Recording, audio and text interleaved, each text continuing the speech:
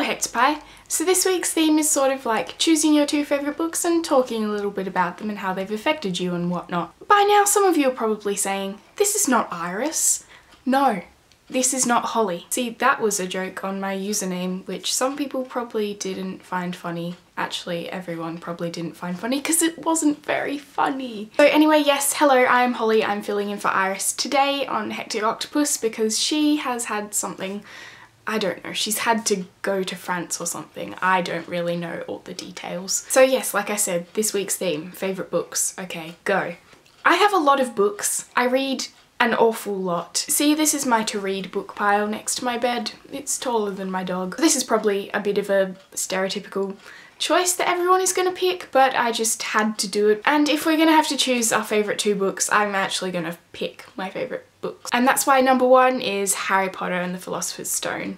Or the Sorcerer's Stone, whatever floats your boat. I think it's no secret that everyone on YouTube and basically the world loves Harry Potter. And if you don't, you're not my type of person. Mr. and Mrs. Dursley of number 4 Privet Drive were proud to say that they were perfectly normal. See, that's where it all started. And it's definitely no over-exaggeration to say that without Harry Potter I would not be on the internets being the person I am today, because it has drawn me to so many like-minded people as myself, which has helped shape me into the nerdy person I am today. The community and fandom that just surrounds this whole series just astounds me every single day because everyone is so fantastic. J.K. Rowling is a genius and I'm just so glad that I love Harry Potter. The next book is also a bit of a stereotypical choice, but I don't care. I'm going to pick it because if I don't pick it, I would feel betrayed. I would be betraying myself not to say this is one of my two favourite books. And it is The Fault in Our Stars by John Green. I can't even put into words how much I love this book. By the way, turquoise J scribble. And when I say I can't put it into words, I don't mean in a fangirly, I can't even way.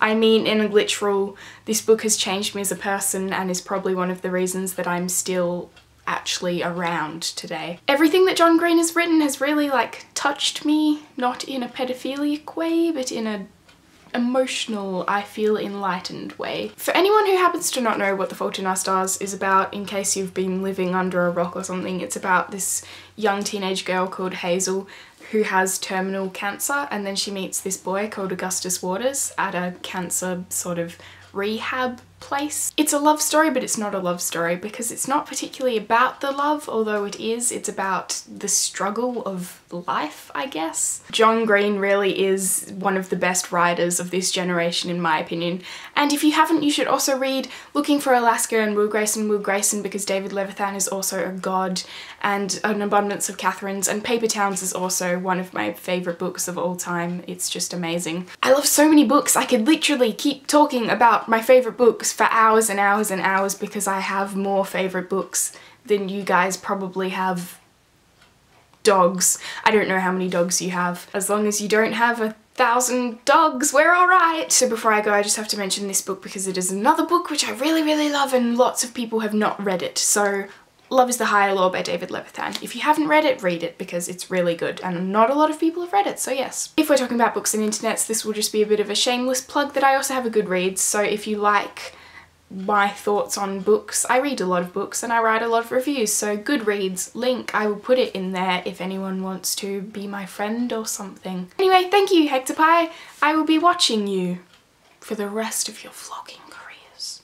It's weird how creepy this sounds. And Iris, I hope you had fun in France. Okay guys, bye.